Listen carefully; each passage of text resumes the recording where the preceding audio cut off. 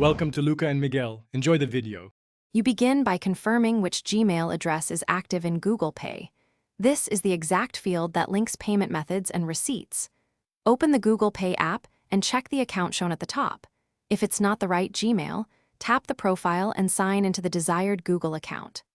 Once done, make sure your phone's Wi-Fi is stable and that Google Pay is updated. This avoids sync errors when you attempt to change email associations in the next step. You now switch the Gmail used by Google Pay inside the app. Go to Profile, then Settings, and tap Accounts or Manage Accounts. Add the Gmail you want if it's not listed and select it as active. After switching, check Payments Methods and Receipts sections so your cards and transaction emails are visible under the new Gmail.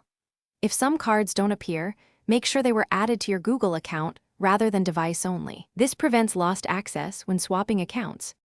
You finish by verifying the change.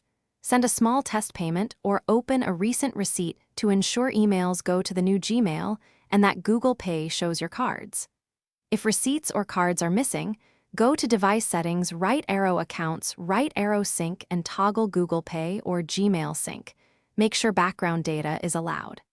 As a key troubleshooting step, remove and re-add the affected card or sign out and back into Google Pay.